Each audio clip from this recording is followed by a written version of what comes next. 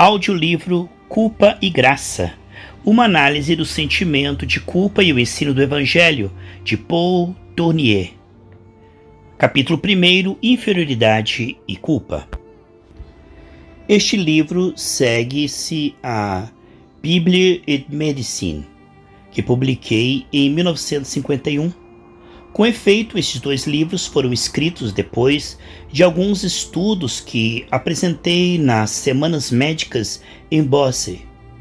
No caso de Bible et Medicine, agrupei diversos assuntos tratados ao longo de muitos anos. O presente livro, porém, relaciona-se inteiramente com os estudos feitos em Bosse no ano de 1957. A reunião era consagrada ao problema da culpa e seu papel na medicina. Propusera-me a pesquisar diariamente nas Escrituras material apropriado para guiar os nossos debates. O leitor não encontrará neste livro uma prestação de contas do encontro em Bosse, pois está faltando o principal, os trabalhos clínicos. Para os médicos, o importante é a observação dos pacientes. Foi a observação dos pacientes que nos orientou inteiramente nessa medicina integral. Quer dizer, uma medicina que leva em consideração todos os fatores que entram em jogo em uma doença e na sua cura. O sentimento de culpa é um desses fatores e não um dos menores. Basta lembrar um caso muito simples: a insônia devido ao remorso. Pode-se e deve-se curar tal problema com a prescrição de um sonífero, mas restringir-se a isto será praticar uma medicina muito superficial. O médico consciencioso procura sempre atacar a causa da doença e não somente atenuar os sintomas aparentes. Bem mais numerosos e muito mais complexos são os casos em que a culpa tem um papel patogênico e onde a sua solução contribui para a cura. Todos os trabalhos desses últimos anos, sejam de psicanalistas ou de escolas psicossomáticas, ampliaram constantemente a nossa visão nesse sentido. Foi o que mostraram os palestrantes em Bosse. O Dr. André Sarradon, de Marselha, expôs o problema do ponto de vista da medicina geral, da medicina interna e da ginecologia. 3 psiquiatras mostraram como a culpa se manifesta em suas especialidades. A doutora Line Thévenin, de Lyon, na psiquiatria infantil, e o Dr. Alois d'Aurelie, de Zurique, nas neuroses. O Dr. Paul Platner, de Berna, nas psicoses. Finalmente, o Dr. Theo Bonnet, de Berlin, mostrou o amplo aspecto humano da culpa, que toca pessoalmente o médico, tanto quanto os pacientes dele, em sua própria saúde física e moral. Neste livro, deixei de lado o aspecto clínico, que é tão primordial ao médico, as exposições de que se estava encarregado. Nessa semana, não foram senão um complemento aos trabalhos médicos, uma confrontação dos problemas em discussão com a relevância bíblica. Não se pode, na verdade, abordar o problema da culpa sem levantar as questões religiosas que ele suscita. Mesmo médicos como o Dr. Resnais, por exemplo, que se esforçam para manter estritamente o ponto de vista psicológico, atualmente colocam em discussão no meio médico a doutrina religiosa do pecado e a influência das igrejas. Assim, sob a pressão do progresso da medicina, as barreiras que se haviam erguido, um pouco artificialmente, entre a ciência e a filosofia, entre a medicina e a teologia, foram derrubadas. Há realmente um conflito entre os dados de experiência médica e ensino bíblico. A questão é tão importante e tão atual que penso ser útil apresentá-la ao público em forma de livro. O que eu publico aqui é a matéria de minhas palestras, posteriormente desenvolvida à luz de nossos debates. Apesar de não se tratar de uma cópia estenografada, conservei o tom de um discurso familiar, como se continuasse a falar aos médicos reunidos em Bosse. Dizia-lhes: vocês, e este, vocês. Agora se endereça a vocês que leem este livro, como se estivessem também sentados no meio do nosso grupo. Isto é uma ficção, mas uma ficção que exprime a realidade do meu coração. Pois, quando escrevo, tenho a impressão de me dirigir não ao público de uma maneira anônima e impessoal, mas a cada um de vocês, meus leitores, de discutir com vocês as questões que se apresentam ao nosso espírito, que não são para nenhuma de nós simples debates acadêmicos ou abstratos, mas preocupações vivas e pessoais. Bem, a consciência culpada é constante da nossa vida. Toda educação em si mesma constitui um cultivo intensivo do sentimento de culpa, principalmente a melhor educação, aquela de pais bastante preocupados quanto à formação moral de seus filhos e quanto ao sucesso deles na vida. A educação consiste, sobretudo, em repreensão, e toda repreensão, mesmo sendo uma reprovação discreta e silenciosa, sugere o sentimento de culpa. Você não tem vergonha de agir assim? No início deste século, essa educação tendia a fazer das crianças bonecos de vitrine, bem comportados, silenciosos e bem escolados em atitudes sociais. Eu detesto o domingo, disse-me uma mulher que nunca pôde amadurecer completamente devido a uma repreensão interior.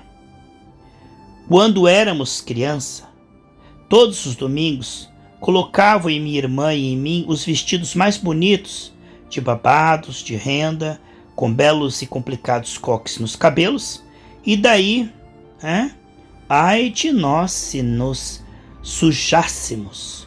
Bem, isto não demorava para acontecer, e apesar de sermos cuidadosas, nós nem sempre brincávamos, e assim o dia terminava sempre com reprimendas e punições.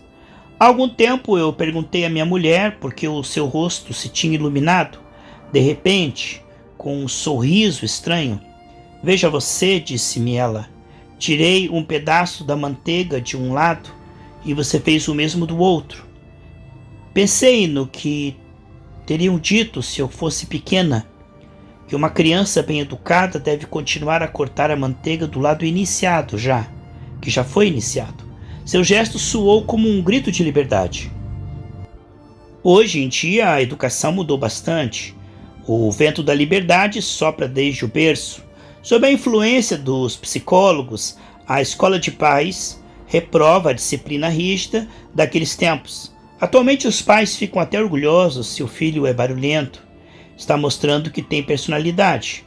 Mas ai dele se não mostrar muita personalidade, se não se comportar em qualquer área específica, de maneira que os pais possam se orgulhar. Os amigos estão sempre prontos a julgar a criança como mal educada, mesmo que os padrões da criança bem educada tenham mudado. A criança sente nos pais o medo inevitável do que é que os outros vão dizer.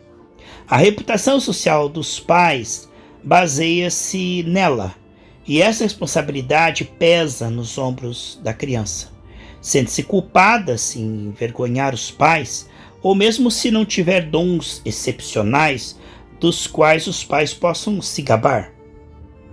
A escola, as notas baixas, a perspectiva sinistra do momento de mostrar o boletim escolar aos pais enchem, por sua vez, a alma infantil do senso de culpa. Isto pode se tornar uma obsessão a ponto de levar a criança a mentir, que é fonte de uma culpa mais autêntica. E frequentemente, ao dar as notas, o professor leva em conta mais as falhas do que as qualidades do aluno. Quanta gente pouco dotada em ortografia acha uma tortura escrever cartas durante toda a vida? Quantos ficam petrificados ou se embaraçam na presença de qualquer autoridade que lembre o pai ou um professor severo? Mesmo no guichê de uma repartição pública, teme dirigir-se a um humilde funcionário para entregar um formulário preenchido. E na primeira olhadela, o funcionário poderá mostrar qualquer espaço que você desatenciosamente esqueceu de preencher. Não sabe ler? O pior é que os pais e mestres projetam os seus próprios preconceitos, problemas e culpas na educação das crianças.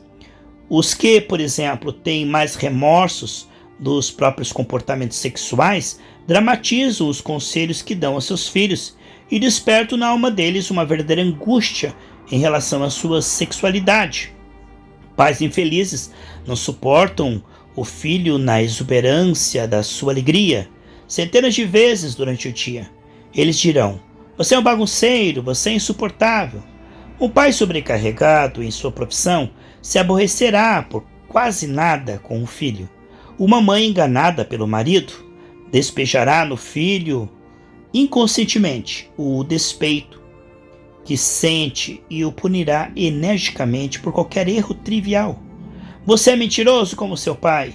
A criança sentirá intuitivamente, sob a forma de angústia, esta sobrecarga injusta de repreensões. Saul censurou Jonatas pela amizade com Davi. Filho de mulher perversa e rebelde, não sei eu que elegeste o filho de Jessé para a vergonha tua e para a vergonha do recato da tua mãe? 1 Samuel capítulo 20, versículo 30. Atentem para a astúcia. Ele disse para a vergonha do recato da tua mãe, como se ele mesmo estivesse fora do negócio. Assim, muitos pais, por causa do preconceito social, quando não por pura inveja, fazem restrições às amizades dos filhos. Estes, por sua vez, têm que escolher entre duas culpas: com relação aos pais, se continuarem leais aos amigos, e com relação aos amigos, se submeterem aos pais. A menos que se resignem a continuar com a amizade clandestinamente, com toda a carga de culpa que resulta da clandestinidade. Uma criança corajosa confessará imediatamente a sua falta aos seus pais.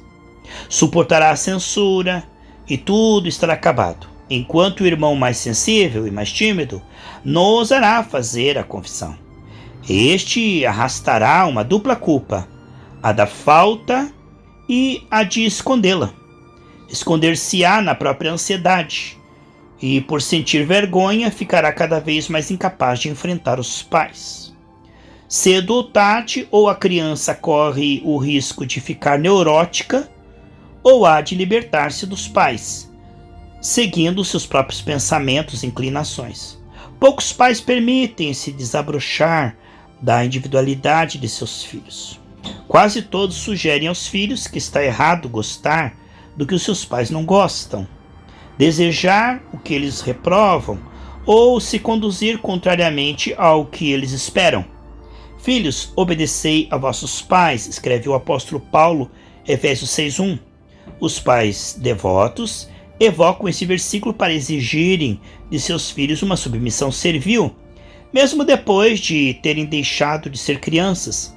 Mas estes pais dão pouca atenção ao que o apóstolo acrescenta logo a seguir: pais, não provoqueis vossos filhos a ira, Efésios 6:4.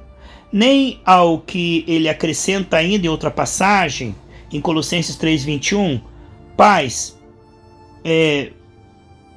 não façam isso para que eles não fiquem desanimados.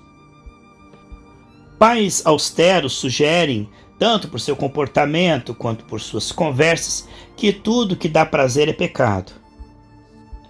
Muitas pessoas já me disseram que conservam esta marca de educação. Ela lhes foi inculcada como um dogma implacável. É proibido estar alegre. Não podem gozar de nada sem um certo sentimento de culpa que estraga o prazer. Ou então a alegria só é considerada legítima se for merecida. O título de recompensa, os que receberam esta ideia durante toda a educação, impõe a si mesmo tarefas muito pesadas ou sacrifícios inúteis, simplesmente para se alegrarem com um prazer fortemente desejado sem que se sintam culpados. Tem como que uma contabilidade complicada, que está sempre mais ou menos carregada de angústia. Angústia esta que prejudica a espontaneidade, seja o impulso a um sacrifício desinteressado ou o desejo de desfrutar um prazer pelo qual não batalharam. No entanto, os prazeres não merecidos e os presentes inesperados é os que são mais apreciados.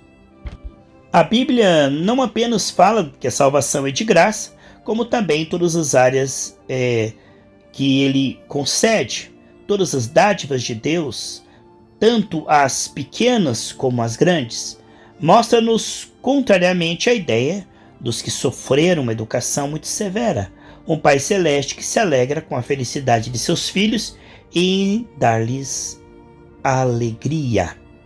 Retornemos ao adolescente. Ninguém atravessa este período de libertação dos pais e de formação de sua própria individualidade sem envolver-se em uma vida de segredos, sempre carregada de sentimentos de culpa. Um livro é apaixonante e ele o lê até tarde da noite, à luz de um abajur, atento ao barulho dos passos na escada, que estalando o advertirá de uma aproximação terrível, temida ou sem motivo.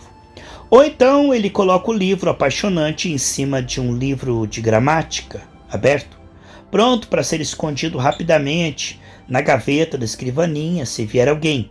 Ou ainda, para se persuadir de que está tomando muito cuidado, correto, e que está já se tornando um homem, fuma o primeiro cigarro escondido. Isso porque é pelo segredo que a individualidade é formada. Enquanto uma criança não tiver segredos para com os pais, enquanto não puder contar ao amiguinho esses segredos, ela não terá consciência de ter existência autônoma. Ora, geralmente os pais acham que um filho não deve nunca ter segredos, considerando isso como algo errado, esconder alguma coisa. Comentam amargamente: você nos faz sofrer muito. Todos somos constantemente cercados de críticas, às vezes mordazes e francas, às vezes silenciosas, mas nem por isso mesmo menos doloridos. Todos somos sensíveis à crítica, mesmo que não deixemos ninguém perceber. As pessoas seguras suportam isto melhor. Defende-se, responde, crítica a crítica. Neste caso, quem se sente culpado é o interlocutor. Minha irmã é tão categórica em suas opiniões, disse-me uma senhora, que me sinto sempre um pouco culpada se não tenho a sua opinião. E uma outra: eu chego a evitar de visitar a minha irmã, porque no momento em que quero ir embora, ela diz: como? Já vai? Com um tom de reprovação que até me faz sentir culpada. Notem que estes que são tão absolutos em suas afirmações e censuras procuram, sem perceber, se auto-justificar. Livram-se de uma dúvida a seu próprio respeito, julgando-a sobre outrem. Assim, os fortes se libertam do seu próprio sentimento de culpa, suscitando nos fracos, tão prontos a se compararem desvantajosamente com eles. Veja, por exemplo, o caso de uma mulher muito minuciosa. Mostra essa qualidade fazendo tudo com muito capricho, mas confessa-me que se sente sempre culpada por ser tão minuciosa, por gastar tanto tempo em tudo que faz. Foi ela assim educada por uma mulher que, ao contrário, fazia tudo apressadamente, muito às carreiras. Esta ficava certamente irritada com a filha tão diferente dela mesma e repreendia a sua minuciosidade, fazendo-a sentir culpada, para se livrar, sem dúvida, do sentimento de culpa que atribuía a si mesmo por não ser bastante conscienciosa. Cada um tem o seu próprio ritmo, e os ritmos das pessoas são muito diferentes uns dos outros. No escritório, uma datilógrafa muito rápida dá constantemente a seus colegas mais lentos um sentimento de culpa, que os paralisará ainda mais no trabalho. Isso reflete um simples dom da natureza que convém ser visto objetivamente. A datilógrafa rápida não tem mais mérito por sua rapidez, nem a sua colega é culpada por sua lentidão. Entretanto, por menos sensível que seja, a datilógrafa rápida acabará se sentindo culpada por fazer sombra às outras sem querer, e lhes prestará várias pequenas ajudas para ser perdoada. Assim, sentimentos tenazes de culpa são constantemente colocados na mente dos fracos pelo comportamento dos outros, por suas afirmações, por seus julgamentos, pelo desprezo, mesmo pelas censuras mais injustas, porque de réplica em réplica as críticas se tornam mais fortes, mais agressivas. O Dr. Baruch demonstrou a universalidade desta lei da agressividade defensiva. Toda culpa reprimida dá lugar à resposta agressiva. Assim, quando o marido se sente invadido por sentimentos de agressividade e irritação contra a esposa, pode na mesma hora perguntar-se: onde é que eu estou errado? Com um pouco de honestidade, encontrará sempre a resposta. Sim, encontrará. O mesmo é verdade, maturamente, para uma mulher em relação ao marido, um empregado em relação ao patrão ou vice-versa. Contudo, é possível humilharmos o outro tanto com conselhos como com censura. Todo conselho esconde uma crítica velada, a menos que tenha sido solicitado. Dizer a alguém: se eu fosse você agiria de tal ou qual maneira, é o mesmo que dizer que a maneira dele agir não é correta. Assim, muitos pais zelosos sufocam a iniciativa dos filhos com bons conselhos. Eles dão a entender que os filhos são incapazes de encontrar por si mesmo a conduta acertada e semeiam em suas mentes dúvidas quanto à sua própria capacidade. Marta e Maria, mencionadas no Novo Testamento em Lucas 10, 38 a 42, são irmãs, com dois tipos bem conhecidos. Uma é de temperamento prático e se ocupa no trabalho caseiro, e a outra tem mais gosto pelas coisas do Espírito e se assenta aos pés de Jesus para escutá-lo.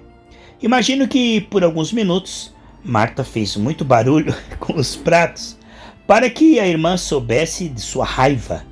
Depois, não se aguentando mais, apela ao próprio Jesus: diga que venha me ajudar. Deste mesmo modo, existe tanta crítica entre os membros de uma família, entre irmãos e irmãs, entre marido e mulher e entre amigos. Podemos observar facilmente o papel que desempenham os sentimentos de inferioridade e mesmo os sentimentos de culpa secretos. Marta se sente menos à vontade que a irmã nas discussões espirituais e se esconde em suas panelas. Provavelmente não se orgulha disto e se consola valorizando os serviços práticos que faz e criticando a irmã. Esta última talvez já tenha demonstrado algumas vezes desprezo pelo trabalho doméstico, a fim de aliviar sua consciência por não gostar ou não ter habilidade no serviço de casa. Jesus elevou o debate acima dos mecanismos psicológicos elementares ao colocar a questão dos valores. Maria escolheu a boa parte que não lhe será tirada. Mas isso não implica que existia em Jesus qualquer desprezo pelo trabalho doméstico, pois ele não se sentiu rebaixado em cozinhar ele mesmo para seus amigos. João 21, versículo 9. Nem sempre há uma razão muito boa para que Maria se afaste da cozinha. Quantas mulheres se sentem embaraçadas ao ler um livro ou repousar enquanto alguém faz a faxina, arrastando os móveis e usando aspirador nos quartos ao lado?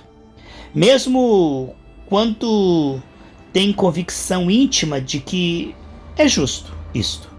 Se estão estudando porque é necessário fazê-lo, ou se estão obedecendo ao médico que lhes prescreveu repouso, têm um sentimento de culpa por deixar a responsabilidade do trabalho doméstico nos ombros de outra pessoa e se sentem ou se creem assim criticadas, né?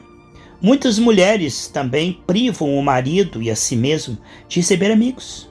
Mesmo os amiguinhos das crianças por medo de serem criticadas quanto ao cuidado com a casa. E essas são sempre as mais caprichosas, as mais aplicadas aos pormenores. Penso que nenhuma falha escapará aos visitantes, enquanto estes últimos pensarão talvez o contrário, que essa esposa mantém a casa tão perfeita que acaba lhe faltando vida e charme. Assim, no dia a dia, somos continuamente envolvidos nessa atmosfera doentia de críticas mútuas, a ponto de nem nos apercebermos disto. Ficamos aprisionados em um implacável círculo vicioso. Toda censura suscita um sentimento de culpa, tanto no crítico quanto no criticado. E cada um se livra como pode do sentimento de culpa, criticando um outro e se auto-justificando. Esta culpabilidade cotidiana interessa muito ao médico e ao psicólogo, porque está ligada ao relacionamento com os outros, às críticas alheias, ao desprezo social e ao sentimento de inferioridade. Remorso, consciência pesada, vergonha, constrangimento, inquietação, confusão, timidez e até modéstia. Há um elo entre todos esses termos e não há fronteiras bem delineadas.